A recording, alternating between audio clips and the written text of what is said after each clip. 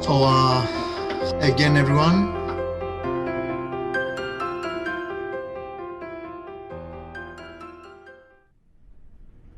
Във времена на несигурност се обръщаме към най-сигурното нещо, което съществува. Науката. Науката може да пребори заболяванията, да открива лечение и да побеждава пандемии. Правила го е преди, ще го направи отново. Защото когато се срещне с ново предизвикателство, науката не се отказва. Тя Can you hear me now? Yes. So let's move to another interesting topic. Transcatheter Interventions. We'll listen to the next 4 speakers, and we will start with Dr. Özge Özdentok from Turkey. She will cover the topic of Microclip, patient selection criteria, guidance, and what has changed over the time. And I'm sure that she will be on time for 15 minutes. Hi, Özge. So. Yeah, hi. You are mute. I'm not mute. Can you hear me? Hey? Yes. Yes? Try again. Can you hear me now? Okay, yes, perfect. Okay, now I'll start. Just a second. Thank you for...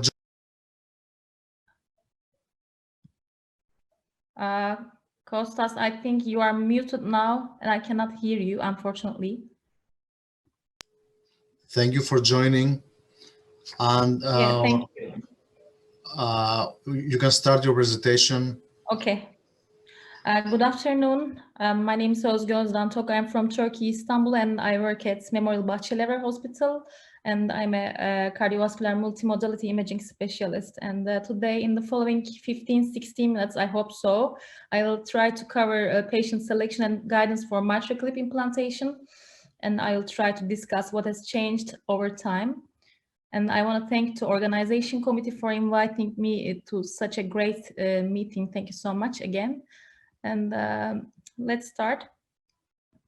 We all know that mitral regurgitation is seen in approximately 10% of the population over 75 years old. And unfortunately, without proper therapy, the outcome is unfavorable, and most of the time it results in left ventricular remodeling and systolic dysfunction, atrial dilatation, and pulmonary hypertension. And we all know that it's associated with an increase in the frequency of hospitalizations for HF and death. And the Microclip is an percutaneous approach, and it attaches both leaflets. The clip is made by cobalt chromium clips, and it's covered with a polyester fabric, and it resembles very much the Alfieri stitch technique, which was first performed by Dr. Alfieri, who is a cardiovascular surgeon. And it's now more than 15 years since the first procedure, and it was first carried out in 2003. And the CE mark of European conformity was in 2008, and the FDA approval in 2014. And in 2018, we had 2 important trials. One of them was COAPT, and the other one was Micro-FR trial. And the COAPT trial has shown us that among patients with heart failure and the moderate to severe secondary mitral regurgitation, if the patients are symptomatic despite maximum medical therapy, Microclip resulted in a lower rate of hospitalization for heart failure, lower rate of mortality, better quality of life, better functional capacity than medical therapy alone within 2 years of follow-up. In contrast to COAPT trial, Micro-FR trial has shown us the absence of a statistically significant difference for the primary endpoint in terms of mortality and rehospitalization in the 2 arms. And of course, there were some explanations for that. The most important one was COAPT enrolled a subset of patients who had more severe MR and less advanced LV disease compared with Micro-FR patients. And something important was also in Micro-FR patients, the average number of the clips was less than the ones in COAPT trial, for example. There were some explanations. And there were, of course, something important in today's world. From the beginning on, we had in total 4 generations of devices. Now, in 2020, we have now generation 4, Microclip G4. In 2018, we had Microclip NTR and XTR, but now we have 4 sizes of clips. And this is really very important because it enables the ability to choose clip size based on mitral valve anatomy with 4 different sizes. We have NTR, XTR, and NTR wide and XTR wide. And there are some differences, of course, between G4 Microclip and NTR XTR Microclip generation 4 and 3. And in generation 4, there is independent leaflet grasping ability, which is also called controlled gripper actuation. And we have 4 sizes. In the generation 3, we had 2 sizes. Now we had the wider form of NT and XT as well. And one important thing is also we are able to measure the monitor the left atrial pressure with G4 Microclip system as well. And with the G4 Microclip system, the procedure duration is less than the previous ones, and we can skip some steps, and it's really important in terms of procedure duration. And it's, of course, it's easier. In 2020, we had the first virtual PCR EWAVS course, and in this course, we saw the data of EXPAND study and EXPAND G4 study. The EXPAND study was on the patients with Microclip NTR XTR system, and the EXPAND G4, of course, with the generation 4 system. And with the EXPAND study, we have seen that primary and secondary mitral regurgitation patients who were treated with Microclip NTR XTR system experienced significantly greater MR reduction, low mortality rates, as well as improvements in quality of life and functional capacity. And the EXPAND G4 study showed that the use of Microclip G4 system was associated with excellent reduction in mitral regurgitation to less than 2 plus MR. Another important study was Arrhythmias study, and in this study group, they included acute myocardial infarction patients with acute mitral regurgitation. And this is, of course, a very high-risk population, and we have seen that it really appears to be a safe and effective alternative for correcting MR and improving patients' clinical profile. And what about clinical selection? In terms of clinical selection, in 2018, we had valvular heart disease guideline from ESC, and in this guideline, we had for both primary and secondary mitral regurgitation, the level of evidence was class 2B for Microclip, and for primary mitral regurgitation in ACC guideline, it was again similar to class 2B. Whereas in 2020, we finally had the latest valvular heart disease guideline. And in this guideline, for both primary and secondary mitral regurgitation, the level of evidence was enhanced to class 2A, which is really very important and promising for the future. And what about patient selection? Echocardiographic patient selection is of utmost importance, as we all know. We utilize both 2D and 3D transesophageal echocardiography, and we cannot assess the patient properly without a 3D echocardiography. And of course, with the increasing experience, now Everest criteria for the selection of patients is now outdated, and experience center is very important. We have a table for ultrasonographic criteria for selecting the most suitable patients for Microclip treatment, but of course I will not go over all of them in detail, because in the following slides I will show everything in detail. But as I've already told, we have now a bigger experience, and at different experience centers there are different patient series. For example, for Barlow disease, for hypertrophic obstructive cardiomyopathy, and even after Alfieri-Stitch mitral valve repair, they have patient series. And so experience center is really important. And let's talk about echocardiographic selection criteria, patient selection criteria. Let's start with coaptation. In terms of coaptation, we have 2 terms. First is coaptation depth, which is the distance between the mitral annular plane and the coaptation point. It has to be less than 11 millimeters. And for the coaptation length, it is where the leaflets are touching to each other, and it has to be at least 2 millimeters. And for the flail leaflet, Carpentier class 2 flail leaflet, we have two terms. One of them is flail gap, the distance between the leaflets, and the other one is flail width. And the flail gap should be less than 10 millimeters, and the flail width should be less than 50 millimeters for an optimal procedure. And for the mitral valve area, of course, we do the 3D MPR measurement for the mitral valve area, and we have to be aware of the reality that Microclip reduces mitral valve area by about 25 to 50%. And we have to know that at the beginning, and the mitral valve area should be at least 3 centimeters square, but optimally more than 4 centimeters square.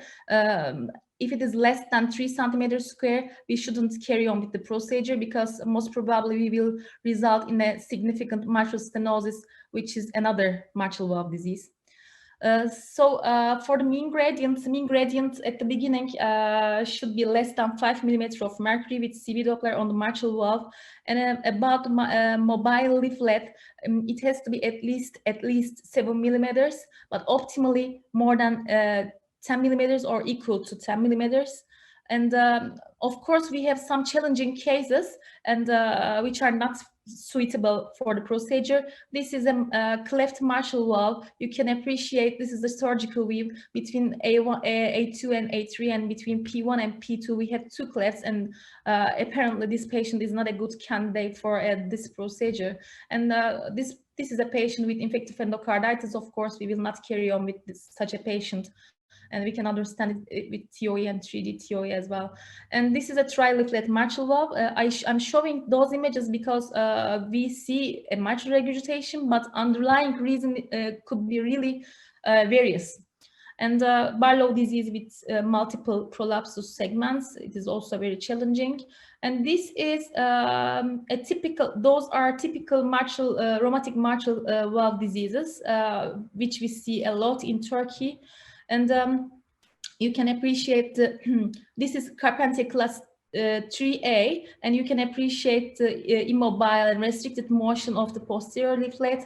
And also this is the fish mouth appearance of the mitral valve from the ventricular aspect with 3D imaging, and those are similar. You can appreciate the very dense grade 3 spontaneous echo contrast here, and those patients are also not suitable. This is another case, I just put it here. This is a Barlow disease with a small flail here and with multiple prolapsus segments. This is also not a good candidate. Of course, we check the left atrial appendage because having a thrombus or a very dense sludge is really very dangerous for the procedure. We can cause an embolization by doing it. And what about intraprocedural guidance? We have different types of CAD lab designs, but at our lab, we usually use that one. Me as echocardiographer, I stand on the left hand side of the patient, and operators on the right hand side of the patient, and the anesthesiologist on the head side of the patient. Of course, it is very important to use a protector against the radiation exposure, because we are very much exposed to radiation, and it's really dangerous. Let's start with the steps. The first step is the transceptal puncture. We utilized 2D transesophageal echocardiography for this step, and 3 views of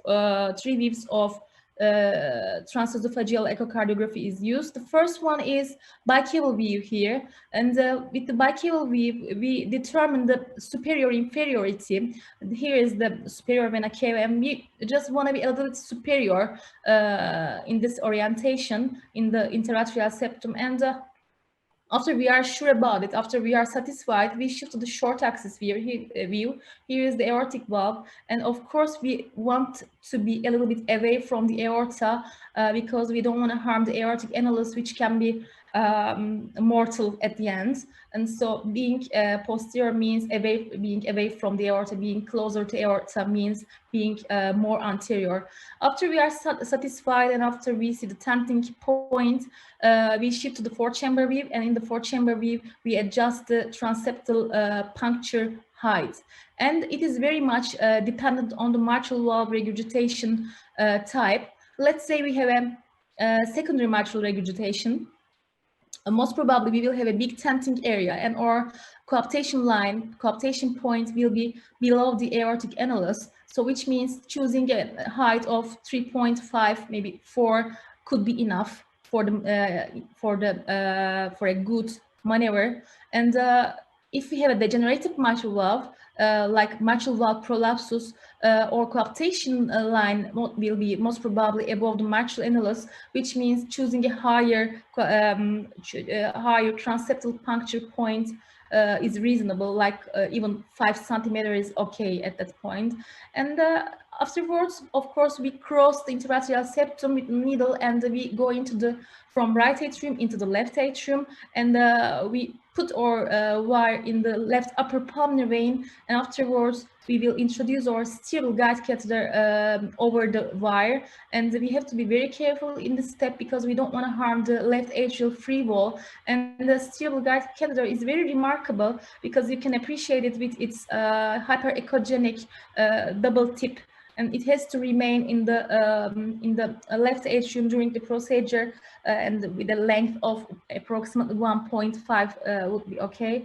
And via steerable guide catheter, we send our catheter delivery system, and then we do our orientation. And I think, to me, the most important part of the procedure is alignment of the clip arms to the coaptation line, because it determines the success of the procedure, to my opinion. And this is a representative of surgical view in TOE. If we put the aortic valve to 12 o'clock position, the left atrial appendage is on the left-hand side of the screen, and the interatrial septum is on the right side of the screen. And from left to right, it's A1, A2, A3, and P1, P2, P3 from lateral to medial. And of course, we want to be perpendicular to the coaptation line.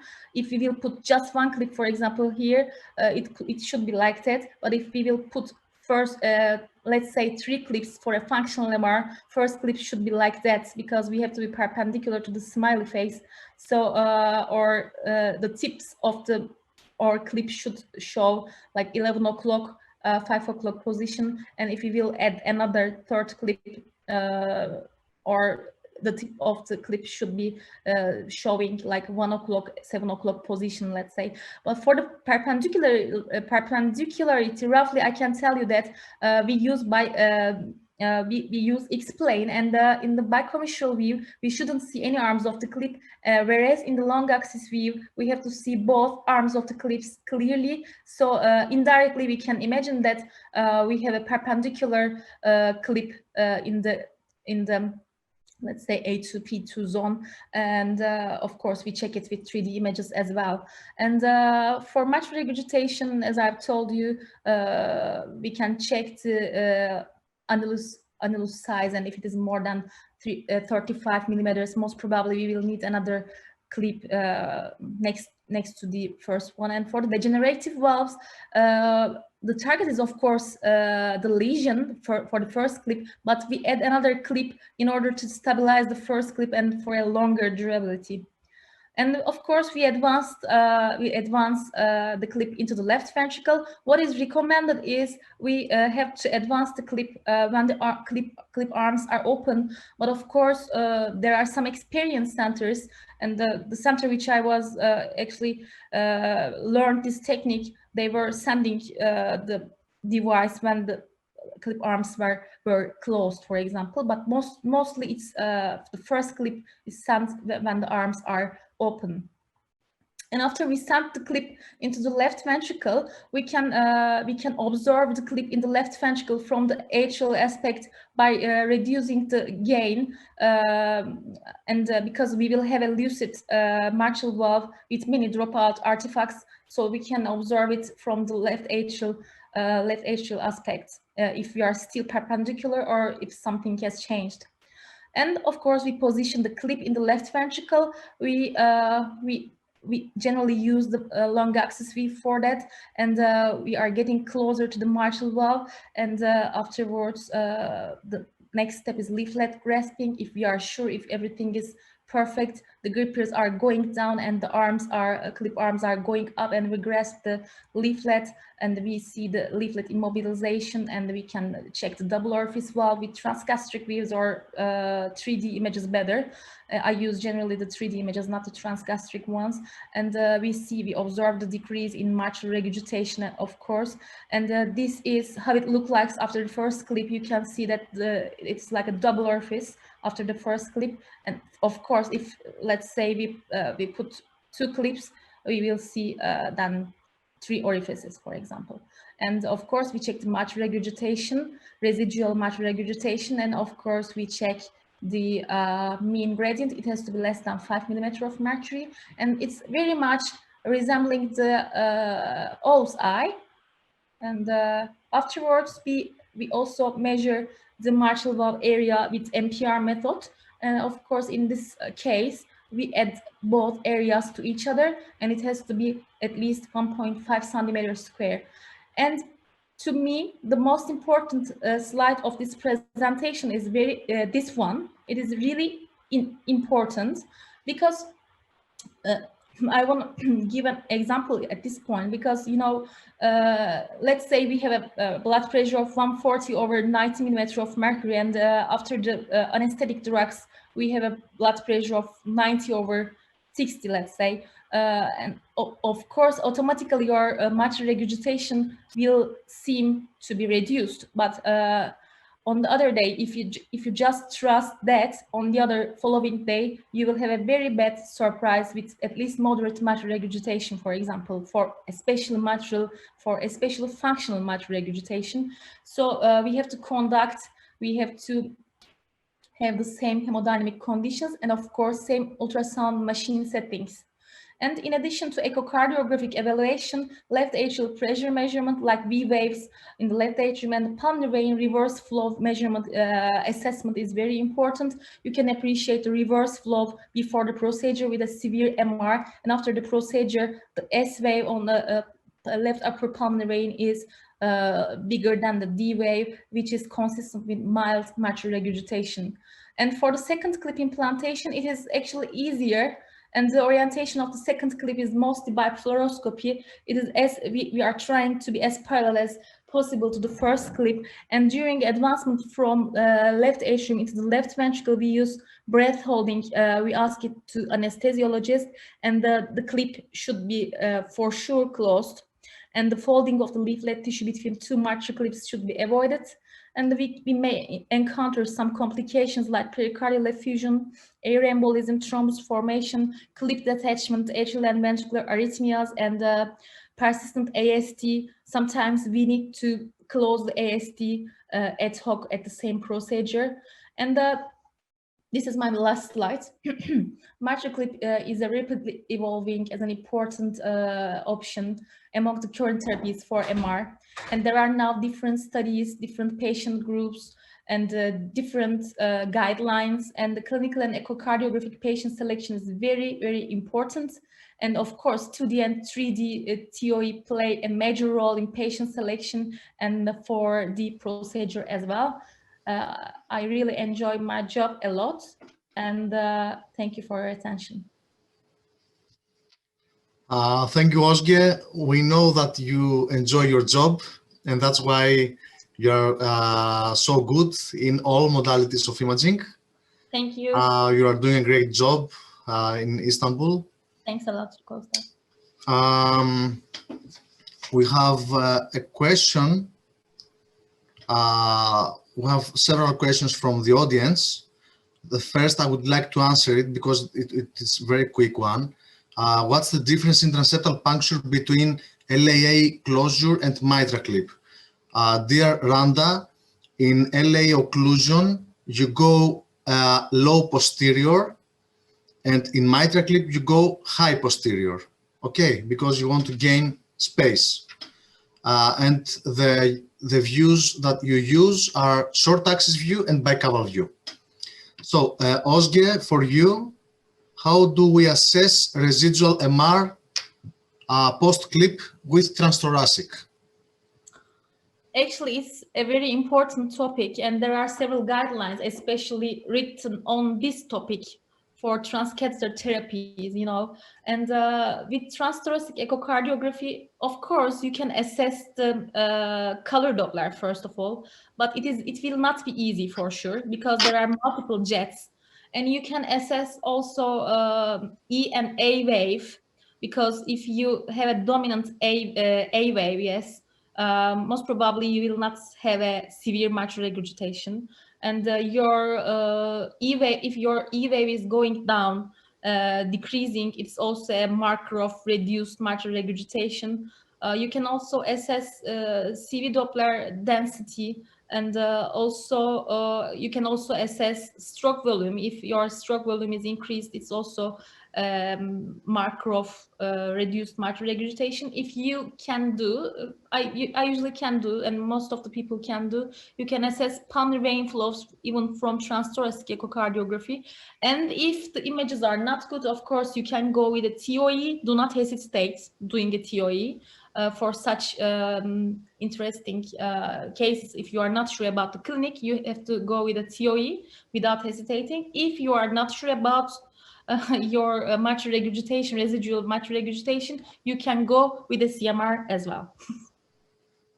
Okay, and I guess especially when you have a new MR, you have to go with TOE to check for detachment of the clip. Yes, yes, yes, definitely. I think the gold standard method for those kind of procedures is 3D TOE. In order to assess the clips and the regurgitation and everything. But of course, as I told you, if you are not able to assess, you shouldn't be afraid of using multimodality imaging if you have the facilities at your institution. Professor Christova, do you have any comments, questions? I would like to ask you, which is the lower level of the age that you send the patient for the mitral clips? You are asking it to me, right? Hello, by the way. It's very nice to see you again. It depends on the patient's risk, actually, not only the age.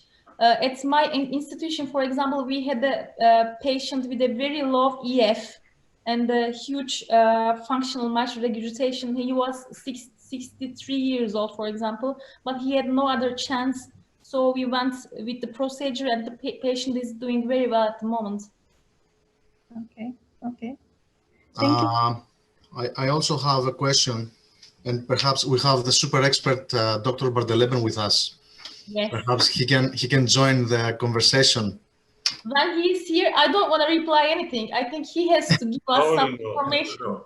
So, Hi, I let you talk very much, and the snowman behind you. what is my question? In primary MR, things are kind of easy. If the patient is inoperable, he must proceed to clipping, edge-to-edge repair.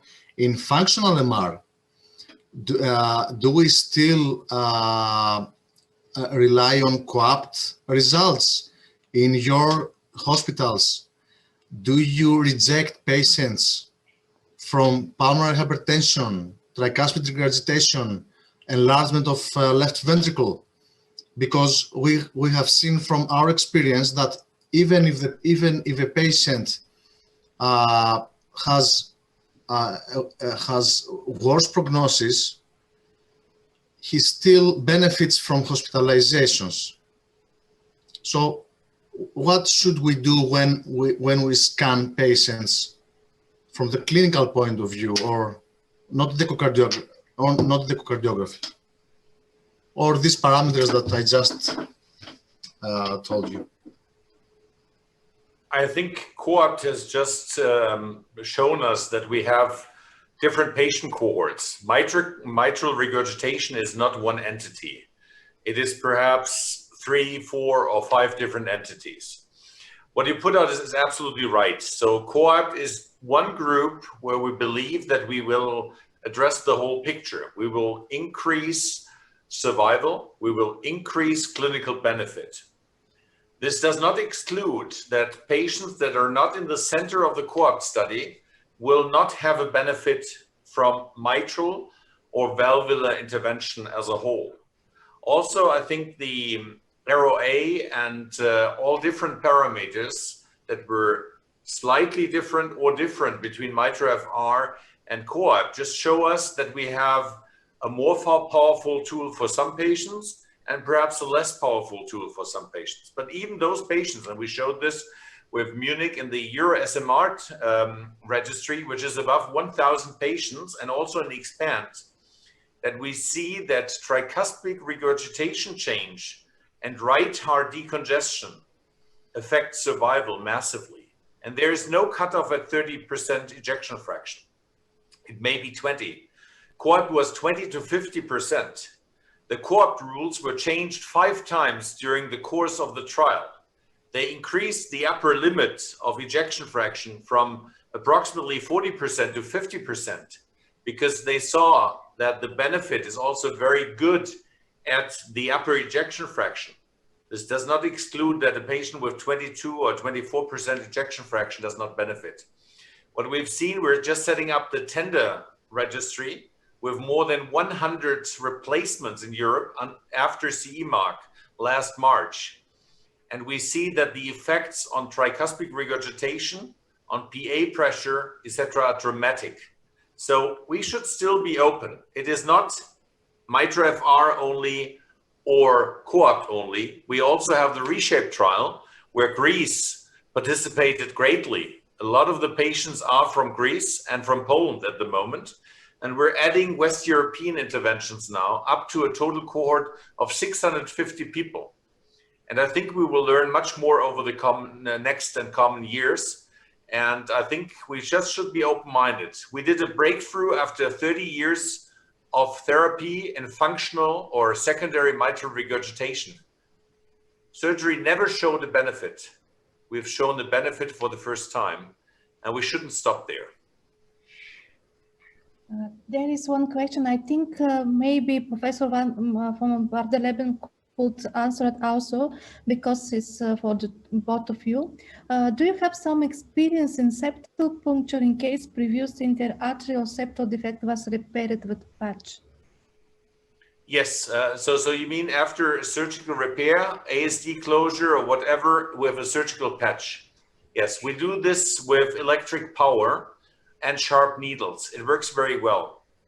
If you need, you just bring through a stiff wire, and then we do a PTCA balloon. So for peripheral vessels, you just take a 4 to 8 millimeter balloon and you dilate your puncture, and then you can do just a normal intervention with Microclip, with Pascal, or even a mitral replacement with a TAVR situation or any other device. It depends just on the balloon that you use. You use about 4 atmospheres, and we just did this case yesterday, actually as a complete replacement after an epic valve, and it works well. The ASD was closed with a double pericardial patch, but we were able to puncture with a sharp needle, and then we dilated simply with a PTA balloon for leg vessels, and you use 4 atmospheres. Works perfectly well. You can do everything you want.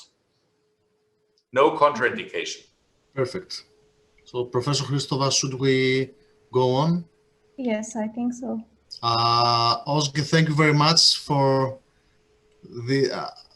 just unmute, please. Sorry. Thank you very much. Yeah, thank you very much. This was a great organization. Thank you to both for inviting me. Thank it's you. My honor. And now, as you understand, we go with Dr. Bardeleben from Mainz.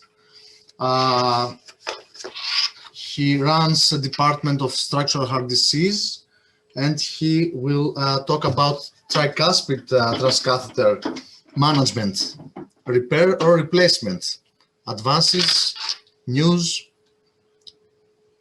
Thank you, Dr. Bardeleben.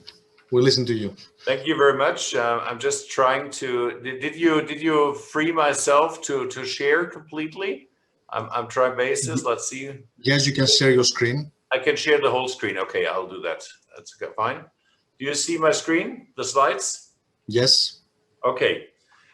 So, dear Professor Christova, dear Dr. Papadopoulos, First of all, congratulations. I heard the registration is 1,500 participants. It is a dramatically impressive start for such an echo course, and I congratulate you both as directors of this course for this high attendance rate. So thank you very much for your invitation to talk about transcatheter therapies on the tricuspid valve. It is a very new field, and I'll go along from echo imaging, feasibility, repair to replacement, as already acknowledged. So for the first clicks, it always is a little bit sluggish. Now we are going. These are my disclosures.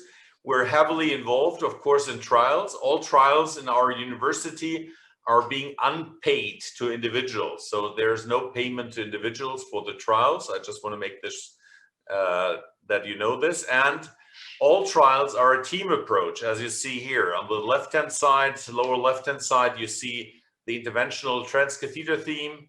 On the right-hand side, you see our cardiac surgeons, and we work together. This is Henrik Trede, and this is me, and we integrate a whole team, heart team, for these procedures. There's a gray zone of repair to replace. So the start actually of the success of transcatheter therapies was not long ago. It was about 5 to 6 years.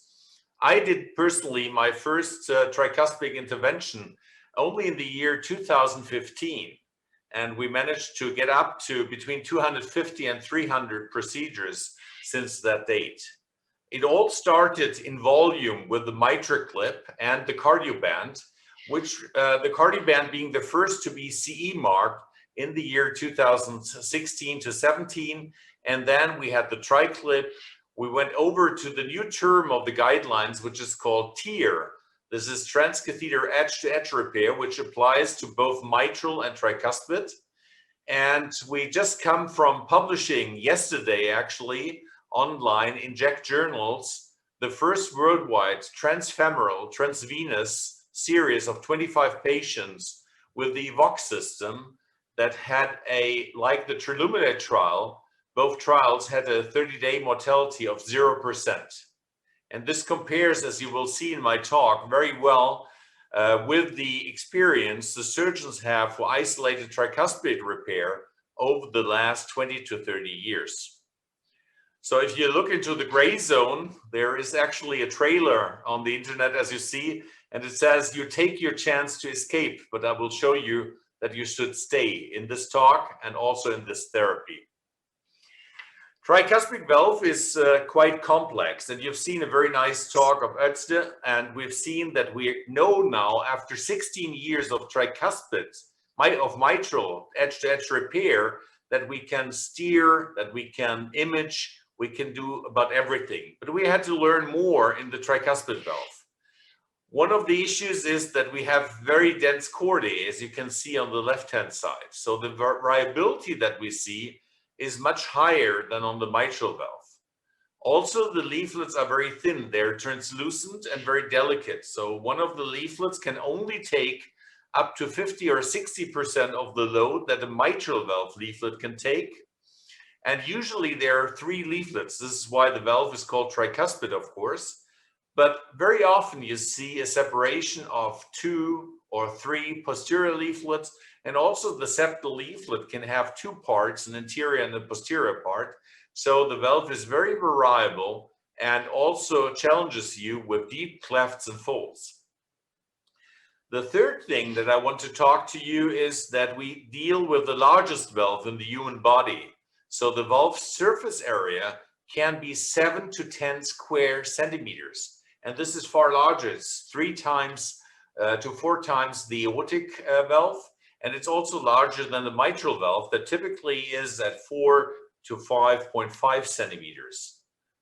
Up to 90% of all tricuspid regurgitation is functional. And this is also different to the other valves. And the majority of the primary tricuspid regurgitation is also iatrogenic. So it's due to pacemaker or ICD leads, and those have to be recognized. There is an issue with landmarks, and I'd like to start with these 3 slides that I have in courtesy of Marta Sitges from Barcelona, Spain, because she had very nice graphics to them. And it's very important to recognize that we scan and treat another leak. So the normal short axis actually is not the ideal orientation in echocardiography and TOE. And it highly depends whether you're imaging, like in this case, traditionally over the left atrium, which is a so-called mid-esophageal view, or in the majority of cases, you have a dilatation of the right atrium. So you have a unique advantage, even in patients with an ASD closure, with a TAVR in aortic position, that you can image the valve in a so-called deep esophageal or transgastric orientation. Why is this orientation so important? You can use your biplane images, as already nicely shown by Özge in the previous talk, and you can scan from interior, knowing that you deal in the second image with the interior and the septal leaflet, and you can go over to posterior. So on the right-hand side, you see the posterior and the septal leaflet. So the unique identification of your location is only possible if you use two-dimensional images from a three-dimensional probe. So this is my first very important remark. Use the advantages of a 3D scanner, but you can do normal 2D images, and you precisely know where your prolapse is, where your regurgitation is, typically in the middle, and in the majority of cases in the middle to interior, in a minority of cases to posterior. This shows you the different possibilities. Here you see that you scan in the 7th level actually through the majority of the interior leaflet. So what you see here in the second image can be reorientated and is not the septal leaflet. This is the anterior leaflet near the papillary muscle, and you can also see the distribution of jets. The second very important plane that you should use in every patient, and that we dismissed actually in 2008 for Microclip, because we said with the 3D scanners, we don't need to go transgastric, putting more comfort and more safety against bleeding to the patient. But if you go to tricuspid, you have to go transgastric. And what do we see in these images? We see in this image that we have a shorter interior leaflet, that we have a predominant posterior leaflet. We see a separation in the septal leaflet that is either the posterior or posterior septal leaflet. And we see that in the middle of this quadruspic valve, we cannot grasp. All this information is immediately seen in one two-dimensional image. And this is a 30 to 50 degree with a hard turn clockwise of your big wheel on the TOE probe. At the same time, you're only in this view able to actually see the distribution of the jet and also the contribution where you have to plan your clip involvement. And here you see that the interior part of the jet is minor and the posterior part of the jet is major. So in this case, we would do just one clip in the posterior part, also because the separation of the vena contracta from septal, which is from 3 o'clock to about 8 o'clock, is minor. So this patient is nicely clippable, something we couldn't see on the left-hand image side, and that we are able to reduce this regurgitation in this specific gentleman.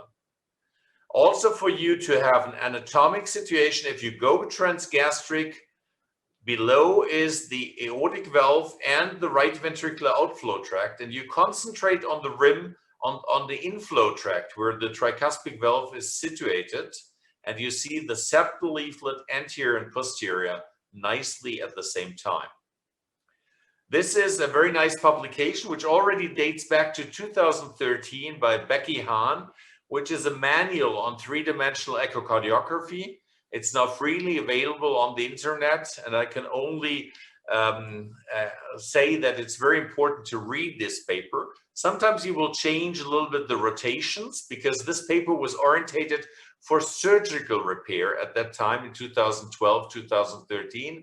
And now we like to see some different rotations on the images, but the basic access points, how to turn your probe, stayed the same.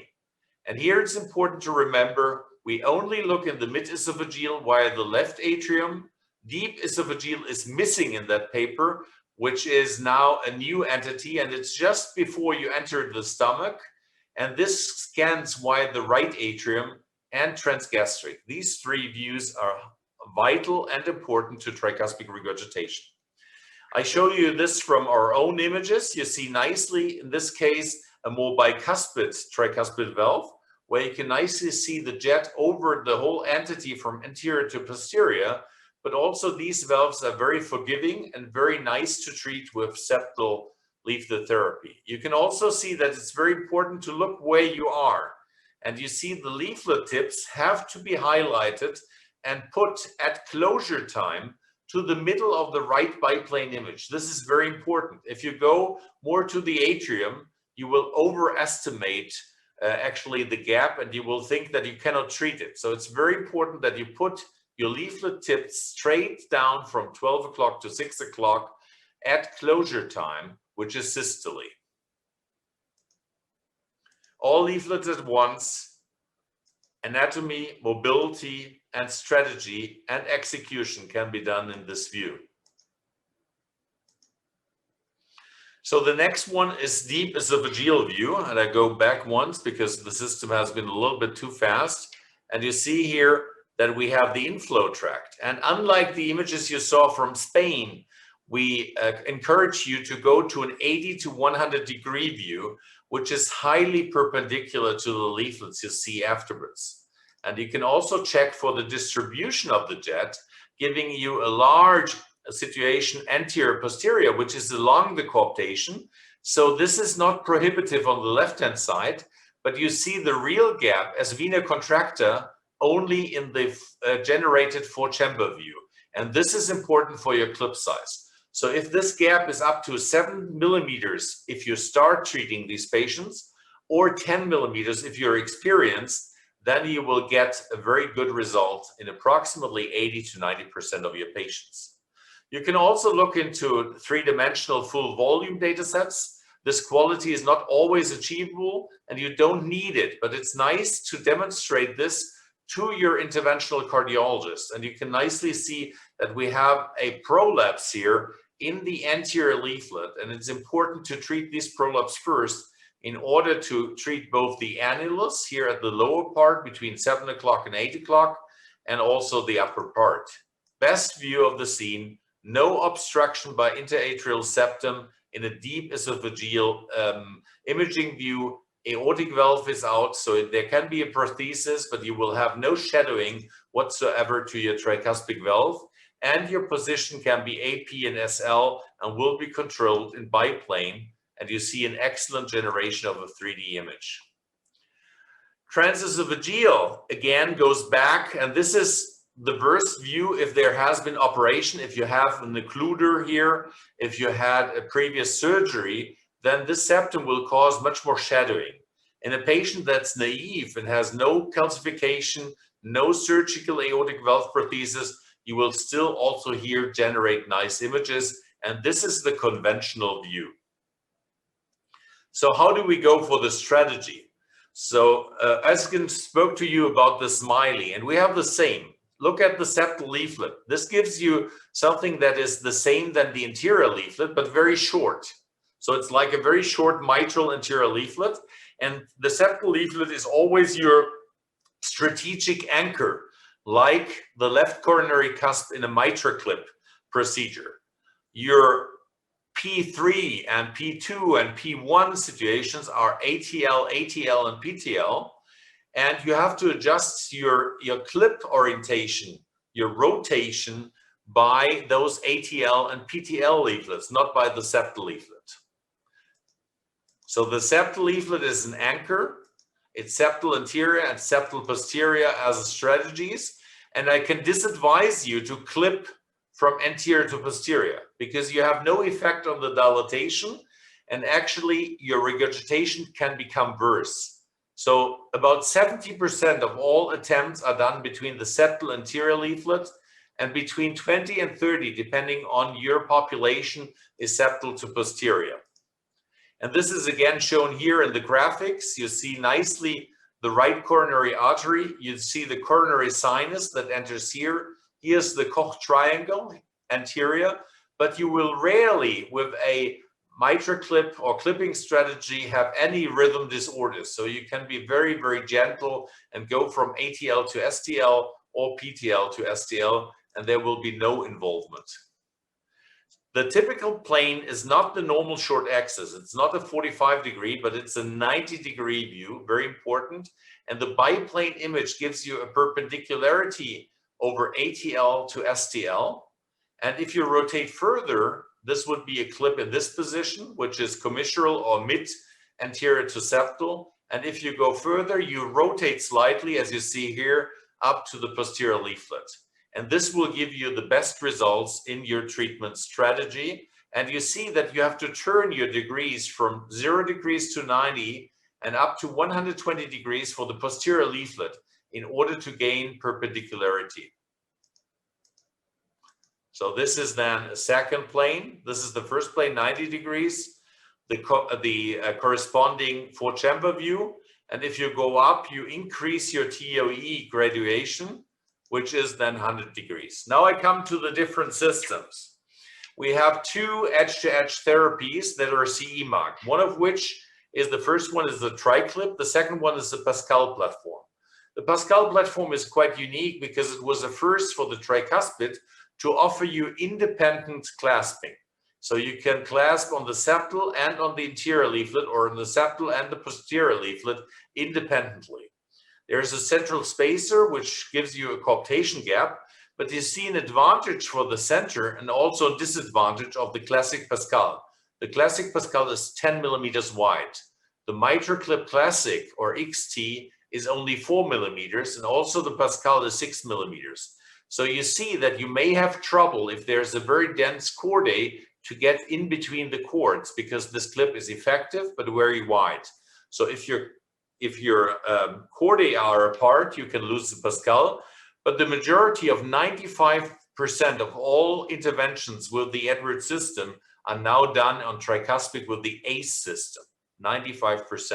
It has a narrow profile. It is much more suited for the tricuspid intervention. You see this spacer technology. It has the advantage that you don't pull as much on the annulus, but of course this can also change a little bit your effectiveness to also treat adjacent tissue. So if you want to pull more on the annulus, you take the ACE, because the spacer is reduced from 5 millimeters to 2 millimeters, and the system has more a Microclip behavior.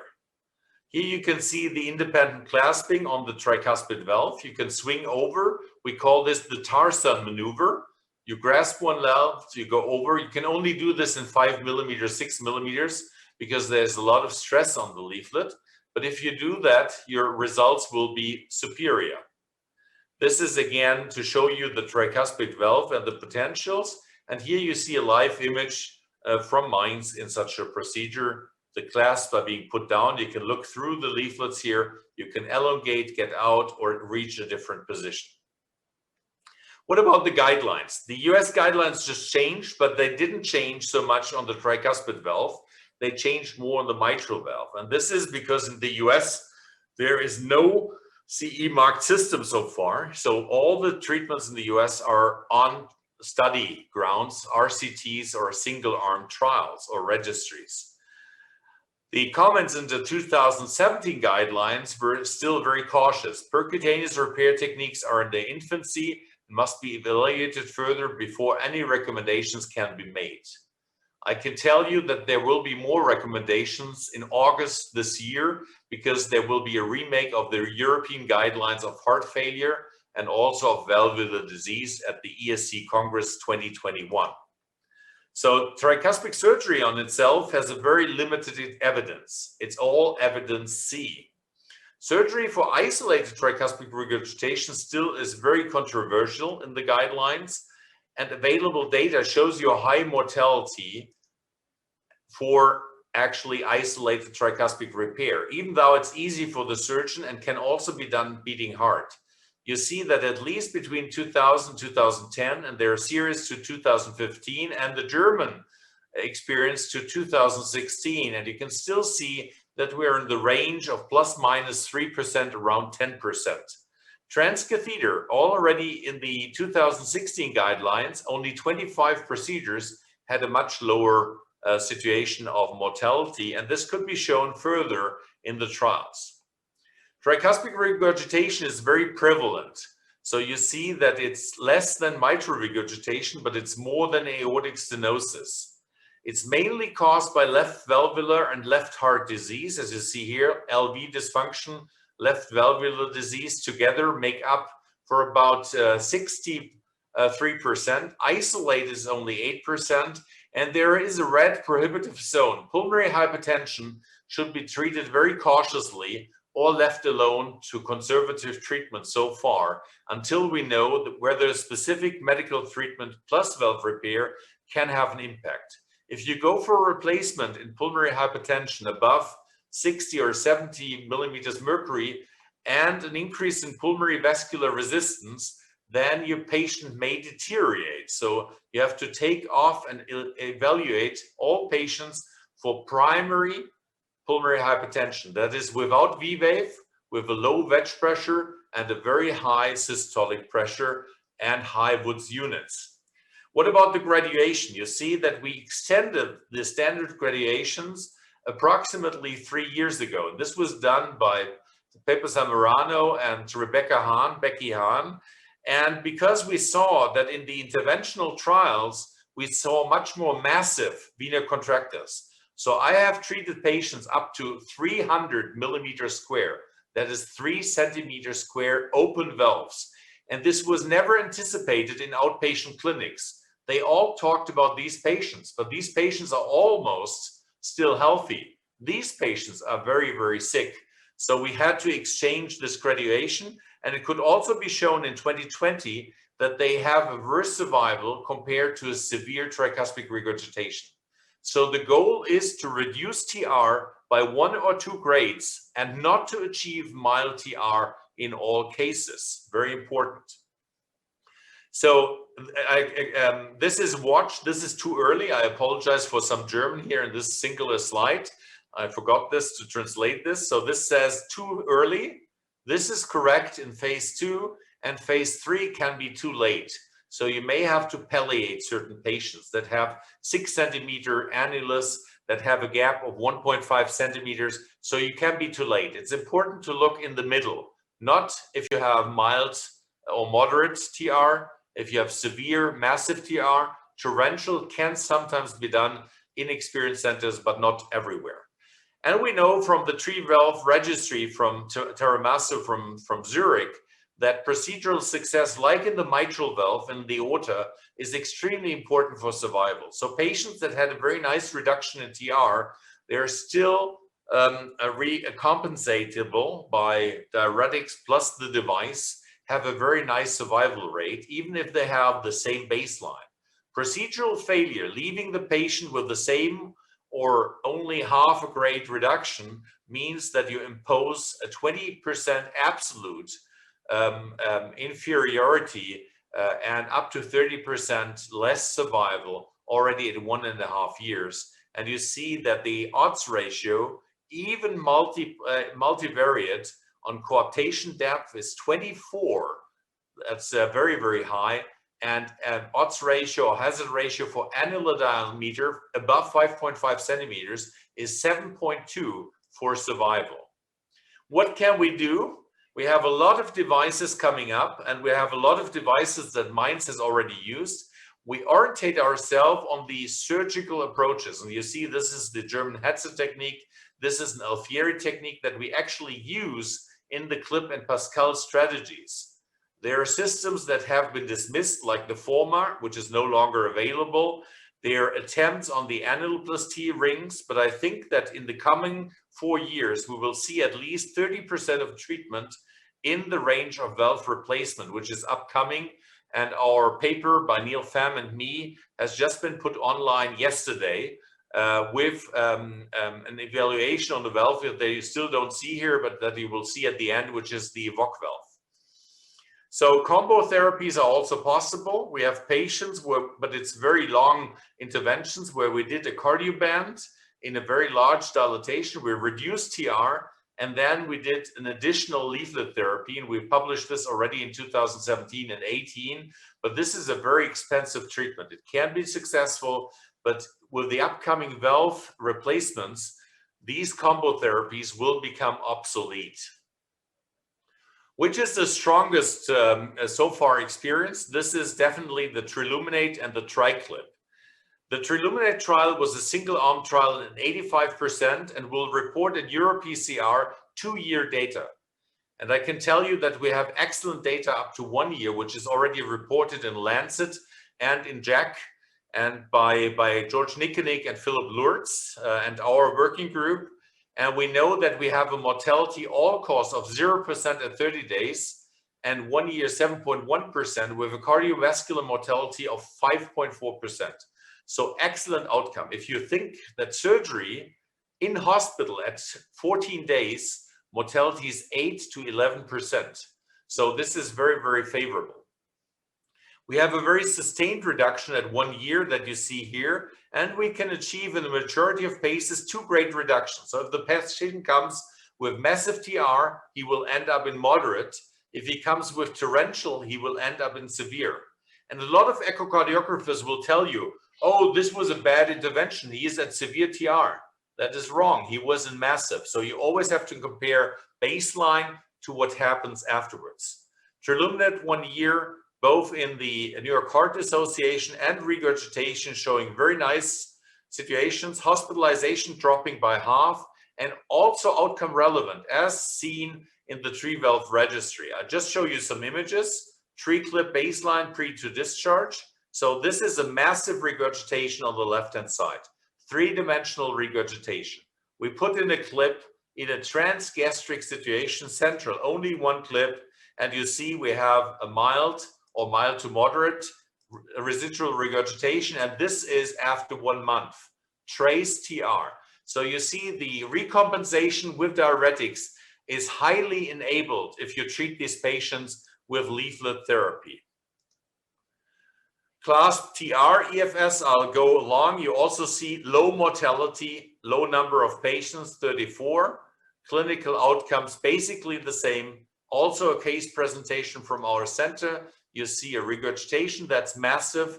You see a clasp implantation here in the lower left. I hope to be able to play. And you see 3 trace jets. And this is 1 year follow-up on the right-hand side from our center. And you see there's no regurgitation at all. So don't be disappointed if you see 3 small jets. They will go away over 1 year if the patient is treated. And I think the upper image versus the lower image tells you that this was a very successful regurgitation and treatment. And you see this also live. I go shortly along with it. You see how we do this in the operation room. Just some images. This is how it's done. I'll go very shortly above it. We implanted 2 Pascal A systems. Those were the first ones, trace regurgitation and also no regurgitation at the end. Allow me 2 more slides. And this is the worldwide first compassionate use experience, first in human, 25 patients, yesterday published in JACC Interventions. And you see that we do a 9 anchor system with a valve into the tricuspid leaflets. We pull back the system. It's a self-expanding valve that is attached to the annulus and to the leaflet. So we have a very, very solid base. And you see the results, 0% mortality at 30 days, no infarction, no stroke, no reintervention, no hospitalization, 1 patient requiring dialysis. So for the first human experience ever in Canada and Europe, I think this is a very successful situation. Everything is planned by 3D echo and CT. As you can see in these images, we rotate the heart to see exactly how much space we have for the safari wire, and we exactly plan the annulus in CT in both systole and diastole to see we have no outflow tract problems in the right heart because the outflow tract is far away, and we don't have to calculate a neo-LVOT, and we have low pressures. And this is an example from our center. You see a massive regurgitation. This is a carcinoid patient. You see 3-dimensional image, no PVL, no regurgitation. And on the right-hand side is 1 year follow-up. The patient is doing excellent for 2 years now. And we will publish soon the 1 year data of the first 25 patients. So TR is a prevalent disease indicating normally poor outcome. Single arm studies show extreme safety profiles for transcatheter tricuspid valve repair and replacement. Cardiac output increases, we see clinical benefits. Randomized pivotal trials are with already 300 patients enrolled underway, and we will report in a year to 1.5 years about these trials. And I give you a last glimpse into the future, which is future holography in the Cath lab on tricuspid repair that we use in our center. And you can see we use echo images, not CT, and we can plan the prolapse, we can plan the clip, we can use sterile gloves. You see we're cutting through real three-dimensional echo data, not CT data, and have all these images and placements available in the Cath lab. So a glimpse into the future, what we will see in 3 to 5 years. Very interesting, very promising for echocardiography. And I hope I gave you a whole overview with basic techniques, with repair and replacement, and I'm ready to take your questions. Thank you very much for your kind attention. Dr. Bardeleben, we thank you. It was an amazing lecture. I think you covered everything about tricuspid valve and transcatheter interventions. As this is an interesting topic, we have questions, of course. Krasimira, we should start from the audience, I think. Yes, there is a couple of questions to Professor Bardeleben. The first one is, it's a possible Pascal procedure in congenital heart disease of tricuspid valve? It is possible, yes. One very promising situation is TGA, for instance. So in transposition of the great arteries, actually transcatheter therapies have been used and can be used on both sides of the heart. So this is possible also in congenital heart disease, yes, and already done. Okay, and another one question is, what is the strategy of anticoagulation and tricuspid intervention? Very good question. The big advantage of leaflet repair is that you don't need anything different to the mitral valve. That is very good news. So patients on sinus rhythms that are rare, I must say, because 90% of our cohort in 300 patients we analyzed, 90% of atrial fibrillation. So you will go to anticoagulation anyhow at 90%, but we treat actually the remaining 10% with double platelet therapy only, and it works because the clips are very, very tiny, and we have seen no thrombosis on the clips. The situation is totally different on biologic valve prothesis in the tricuspid because we have a slow flow situation, and these devices are still very bulky. So we have only an experience so far worldwide of approximately 70 patients that have been treated, 50 by Evoque, 12 by Intrapid Medtronic, and a small number by the Navigate. And we know that we have to anticoagulate for at least 1 year. And even our center that is very offensive in going into new oral anticoagulants went back to warfarin and vitamin K antagonists because their level is more stable. And if a patient leaves out for 1 week his anticoagulants on a NOAC or for 2 or 3 days, they can develop in the early phase thrombi on the leaflets because they're bovine pericardium, and they're a little bit more solid than the native leaflet tissues. They will, because all the valves derive from mitral prothesis. So they were not specifically designed for the tricuspid firsthand, and we may see other material in the upcoming 5 to 7 years. But so far, anticoagulation is a must in replacement and is a must in atrial fibrillation and repair, and is possible but not needed in sinus rhythm and repair. And I would like to combine the next two questions. Which is the limit of the right ventricle dysfunction when it is not possible to make the tricuspid repair with the clips, and how to select the patients with a high risk for this procedure? Very good. So far, because interventional cardiologists like me are a little bit too simple. We looked only at the systolic pressure in the RV and in the pulmonary trunk. So we dismissed so far patients at the edge of 60 to 70 millimeters mercury, which is high, of course, systolic PA pressure or RV pressure. More important would be, like in congenital heart disease, to look at the Woods units. It's not completely done, but we at least do these measurements in every patient. So every patient that gets a repair or replacement gets a right heart catheterization, not echo only. Leaflet therapy here, like Pascal and Triclip, are very forgiving because they're not perfect in sealing the valve.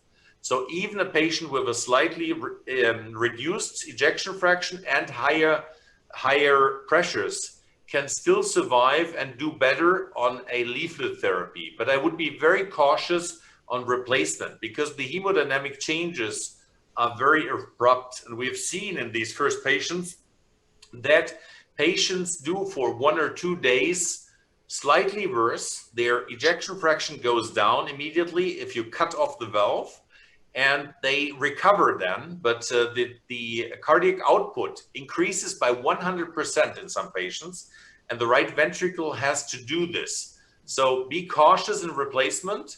You can be less cautious in repair, and a very bad fractional area change of 15% would be excluded so far from treatment.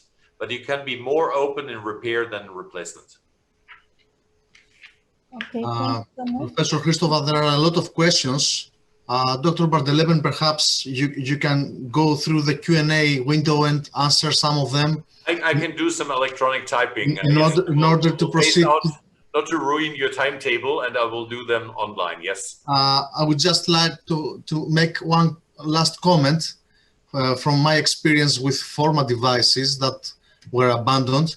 Hopefully, even in one patient that the anchor at the apex of the RV was detached, due to the reduction of the tricuspid regurgitation, we had a reverse remodeling of the right cavities, and the patient came 6 months later with no TR.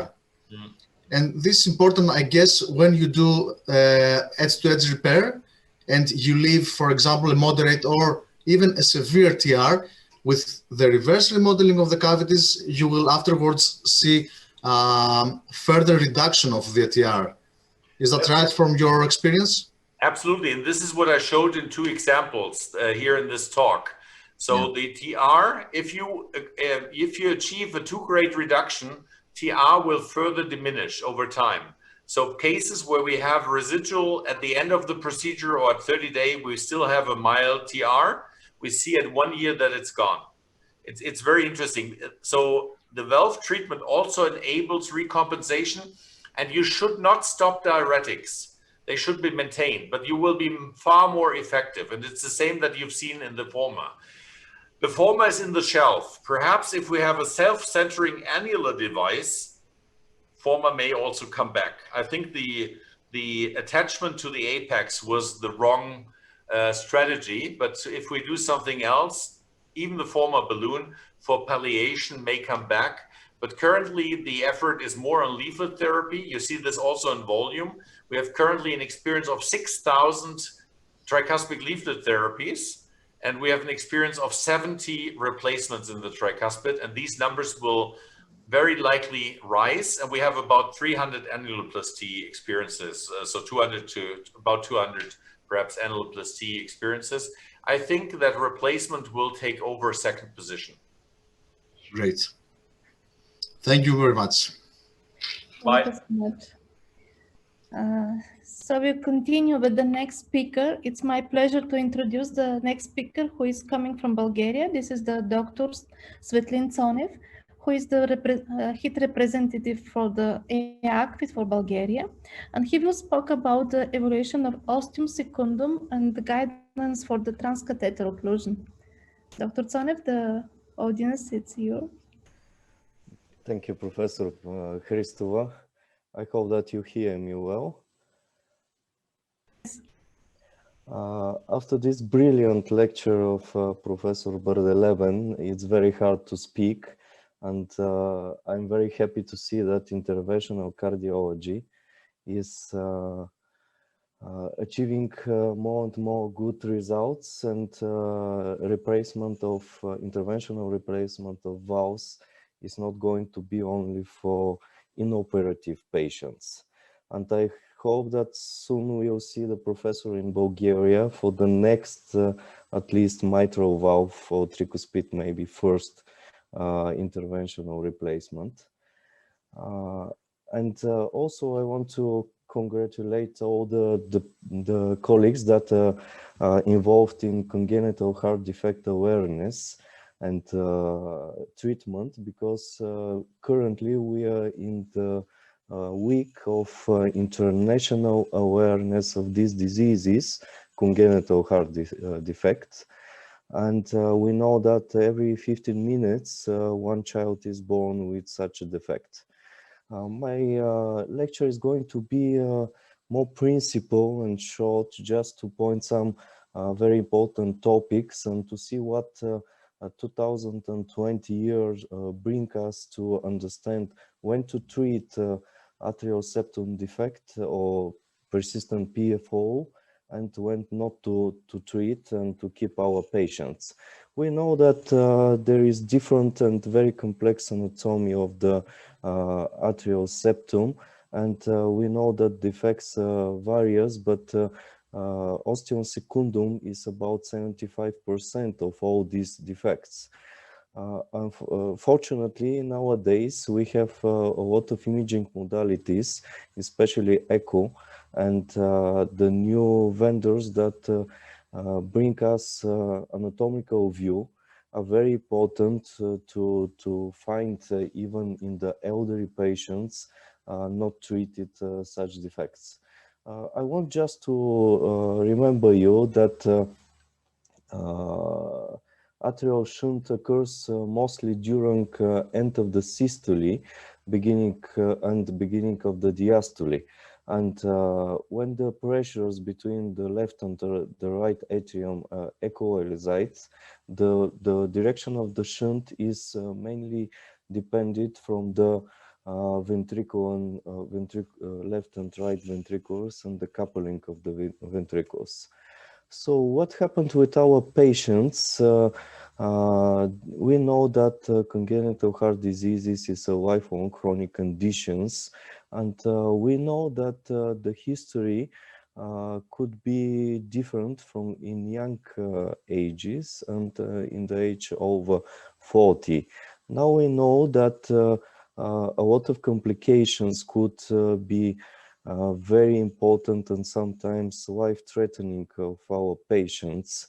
For example, these are the arrhythmias, and you see that after the age of 40, if we have no correction of, for example, PF4, significant shunt, arrhythmias could harm our patients. Heart failure and mortality also increase in bad direction in our patients.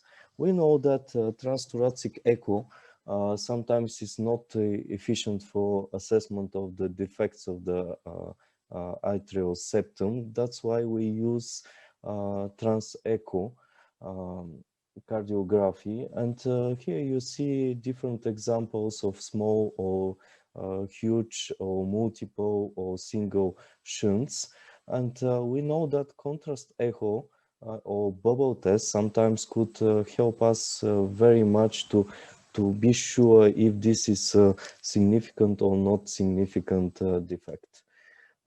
In some cases, when we do even not TE but just transthoracic, we could see the huge movement of the fossa vallis, and sometimes we question: is there a PF?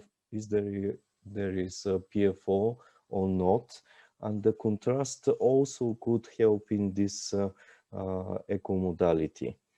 What is our aim? Our aim is to be much more accurate in assessment of these defects, and you see on this slide that sometimes going to transthoracic to transesophageal echo, we could see multiple defects, and when the surgeon goes to the operating room, to be happy that we have prepared him for the real view and to be sure what he's operating.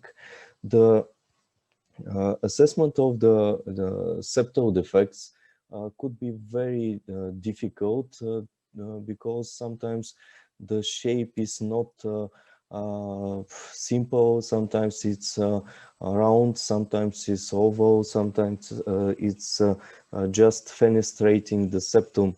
And that's why we should use more modalities, even 3D echo, if we are convenient in using these modalities. When to go to correction of the defect, nowadays we use as called Wood units, just to remember that this is a simplified unit connected with the output, and very nice correlation with the wedge pressure, pulmonary wedge pressure. This is a simplified method, but nevertheless, if we have over 8 Wood units, we nowadays know that we shouldn't treat these patients. We should stay it like this. But which are the patients that are suitable for correction of atrial septum closure? Usually these defects that pressure and vascular resistance is less than 2/3 of the systematic resistance compared with the pulmonary resistance. If you go to the new guidelines from the last year, we have something similar here, and the new points that I'm just going to go through, that in patients with shunt lesions and non-invasive signs of pulmonary artery pressure elevation, invasive measurement is mandatory. So we should send to the intervention our patients to be sure if this shunt is really hemodynamically important. And if we have Wood units that are less than 3, now we are sure that we have class 1 indication for ISD closure. But the problem is when we have more than 5 Wood units, but no decreases from the standard pulmonary artery hypertension treatment, then we should think about these patients if we have definitely some benefit, or to go again to intervention and to check with the balloon very carefully what the hemodynamics of our patient is. In patient with left ventricle disease is the same situation, and that's why we should be very careful, and you see that the guidelines say the same, and the decision should be taken after balloon test and optimal treatment in these patients.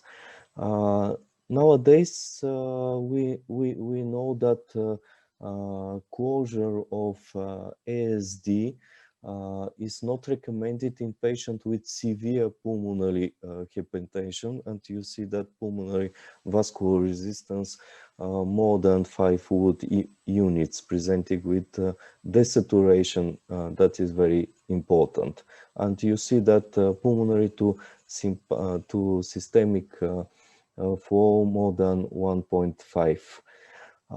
What about the severity of these patients? Nowadays, we know that small ASD are mild, go to mild congenital heart disease complexity, and the ostium secundum usually is moderate ASD defect, and we should be more careful and assess these patients. What we could expect in these patients, as I said previously, some rhythm disorders, atrial fibrillation, or acquired AV block after procedures, or even after some of the diagnostic procedures with the balloons should be expected, and we should be very careful because the risk here is really moderate. We know that women are much more likely to have atrial septum defects than men, and the recommendation for intervention in atrial septum defect in patients with evidence of right volume overload and pulmonary artery hypertension, and no invasive signs of pulmonary artery pressure elevation, or as we said, Wood units less than 3. This is class 1 indication, evidence B. Device closure is recommended as a method of choice for for atrial septum defect secundum closure when technically suitable. As we said, it's not it's not good just to go for intervention because we are trying to do it in better way than surgeons. Transcatheter versus surgery closure of atrial septum defect. We know that surgery is much more risky with a lot of complications, post-operative complication connecting to infections, to different perioperative complications, bleeding, and so on. And we know that one of the worst complication that we do not want to see into the interventional cath-lab is embolization of the device, of the closure device. But nevertheless, we know that transcatheter septal defect closure nowadays is really, in most cases, very feasible. But we should be very careful for the recommendation, especially in patients that already, as I said, have some left ventricle disease or concomitant valvular disease. Of course, fluoroscopy is a very nice method to monitor the placement of the device closure, but especially in some very complicated cases, transechocardiography and 3D echocardiography monitoring of the insertion of the device could be very, very important. Here on the left side, you see a balloon testing of the size of the ASD. We should be very careful here because, as the Professor Bardeleben told, we use usually periphery balloons that are very big and very stiff, to say it. And when we inflate up to 4 or even a little bit more atmospheres to be sure that we are taking the proper size of the defect, sometimes we could do a oversizing and wrong choice of the closure device, the size of the closure device could be the result of this.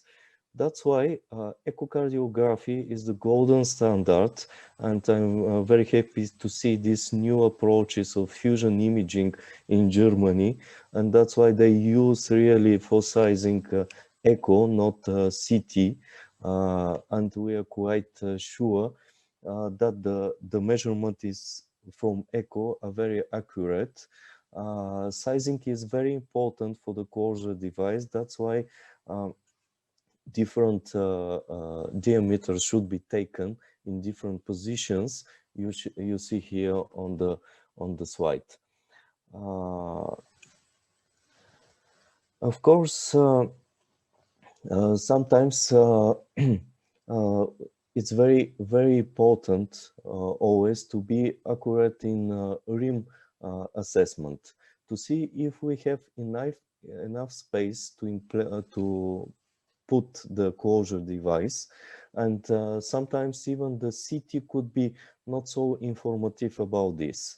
you see that in first there is a complete posterior rim insufficiency, and maybe closure of this patient with the device could be very, very difficult. But when we look at other positions, we see that in fact there is a posterior rim deficiency that is not quite accurate from the first one. So this patient could be sent also for a transcatheter closure. Here you see a nice presentation of a big high atrial septum defect, and you see how the 3D echo and 3D transesophageal echo could help us for the shape, for assessment of the shape of the defect. And here you see in different positions how easily, if we have high quality, of course, of the images, we could see very nice the rims of the defect, and to be sure that we have a place for closure device implantations. On the right angle, you see also the CT reconstructions, but you see how nicely they correlate with the 3D transesophageal echo. So we could use this technique also for guidance of the implantation of the device. And here you see a nice position of the occlusion device, and the deployment of the device is also monitored from Transecho 3D echocardiography. And what is the point to be monitoring all the implantation of the device with echo? Here you see, using the 3D echo and the contrast echo, how nicely we see the position, the nice position of the occluder, and also that there are no bubbles going in the wrong position. But all these techniques, echo, during the procedure is very important not to see such a pictures when the occluder is embolizing. And nevertheless, our colleagues, surgeons, nowadays publishing some articles about this, that they have a very good success in closure of the defect after occluder is not put it on the right place. And just to summarize, here is the nice guidelines for the closure of the ASD, and you see that it's very important step by step to assess our patients, to think hemodynamically proper, and to be sure that our patient is on maximum pulmonary hypertension treatment, and to go through all the assessment, including balloon testing, and checking if the closure of the defect is going to be first of all very good for our patients and safety, and afterwards the hemodynamics and the left ventricle compliance is going to be good.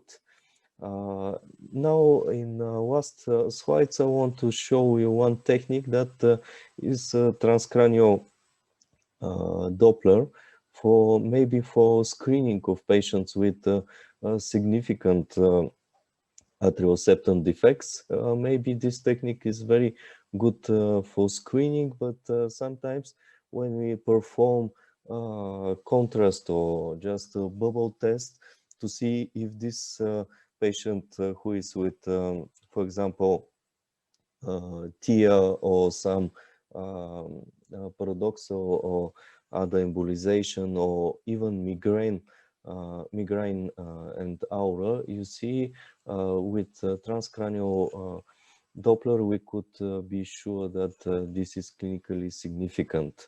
And in the last slides, one publication that came, I think, last week, is showing the endpoints for closuring the PF4 and the correlation with the symptomatics of migraine. And here you see that this study that was published in the Journal of American College of Cardiology shows 20-month follow-up, and using unplugged occluder for PFO, and the nicely results on the clinic of migraine of these patients. So maybe the indications are going widen in next days, next years. And in the last slides, I want to show you what are the recommendations of the ESC for the team that we should have to be sure that we are doing the best practice for our patients. And I hope that nowadays we are going to have also in Bulgaria such dedicated centers, not only for children, but also for adult patients with congenital heart defects. Thank you for your attention.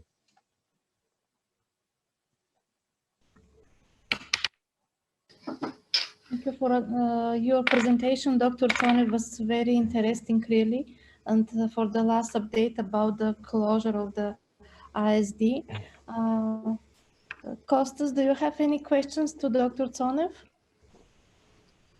Thank you, Dr. Tsonev, for this presentation. I think that we covered very clearly the indications for ASD occlusion, and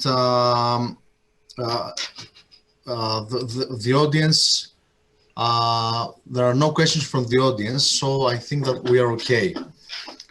Just to remind everyone that for transcatheter occlusion, we can talk only for ostium secundum and not for any other type of ASD. And when we scan a patient for ASD, always check inferior and superior vena cava and coronary sinus, not to miss any concomitant abnormalities. Yes, exactly. So I think that we could move to your presentation, Kostas, just to see here is Yes, thank you, Professor Christova. I will be very quick. I will present in 8 minutes because I don't want to make our friends getting bored. Give me 1 second.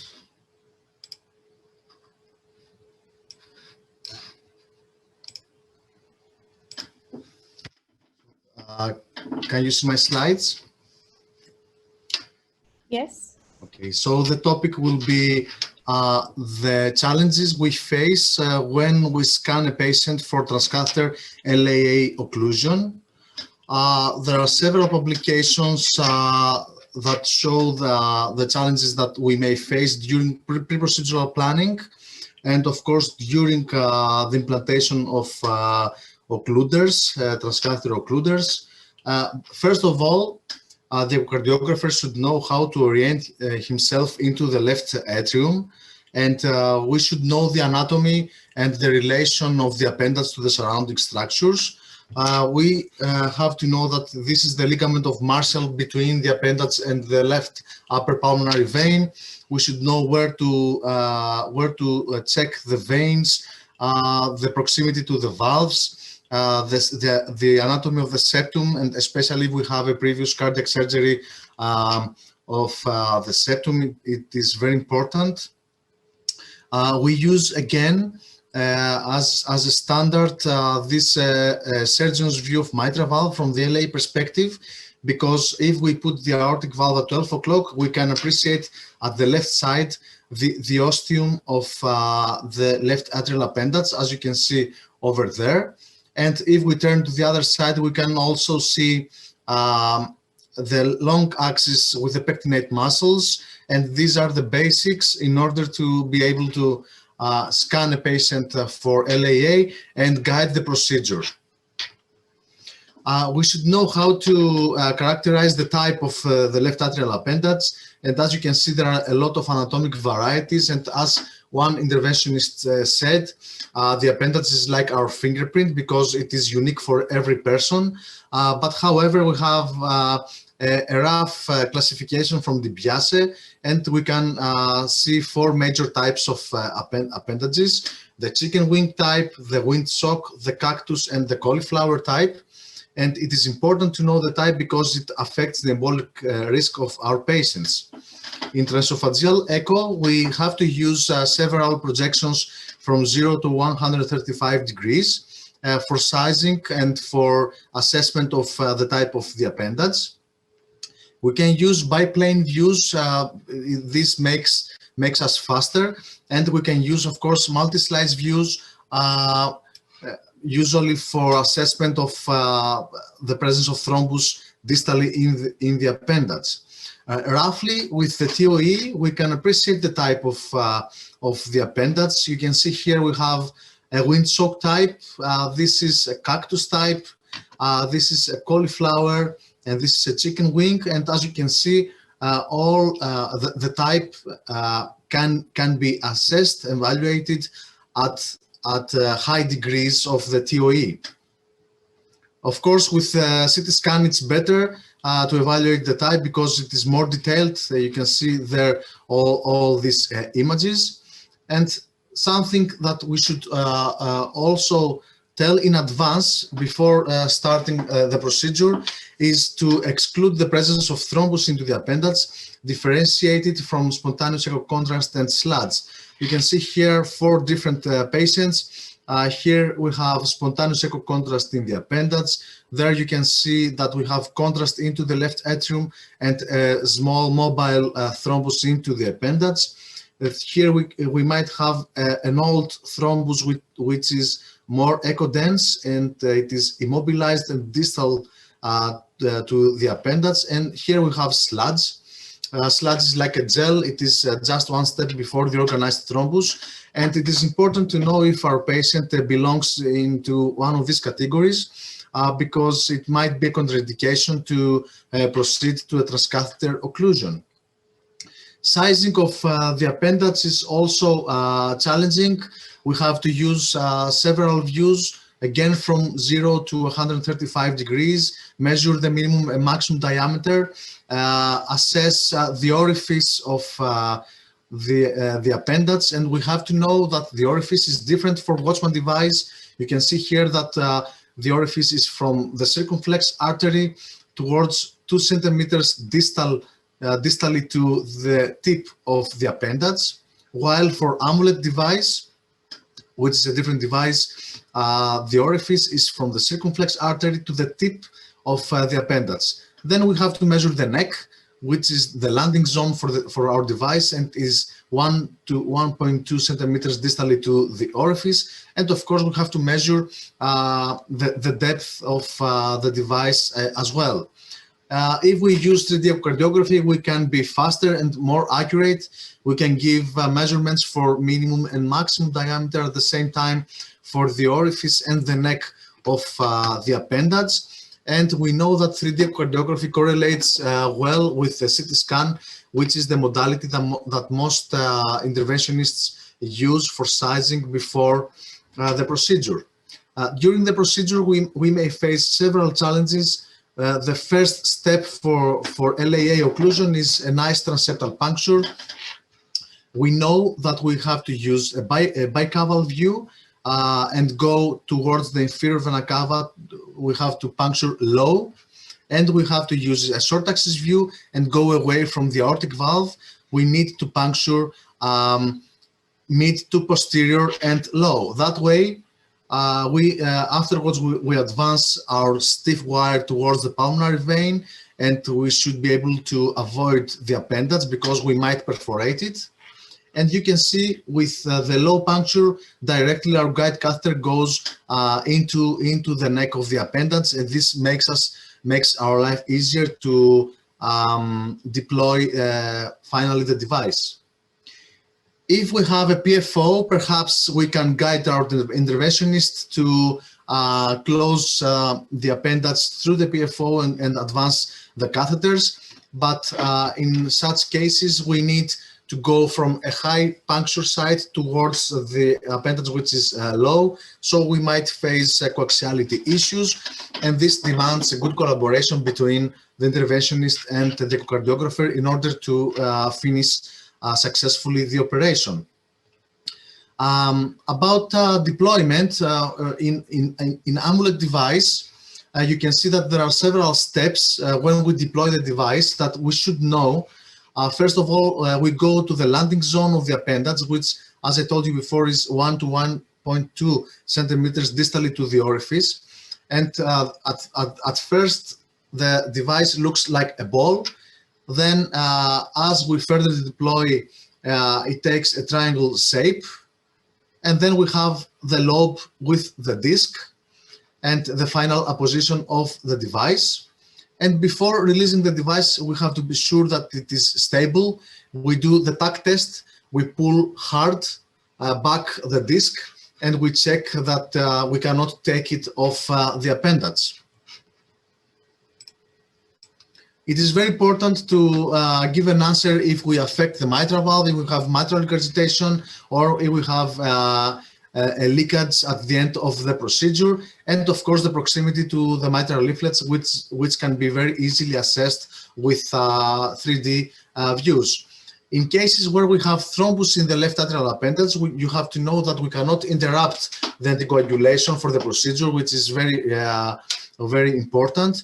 We cannot use contrast injections for sizing and for guiding the procedure. The whole procedure should be echo-guided only, and we can use a cerebral embolic protection for our patient.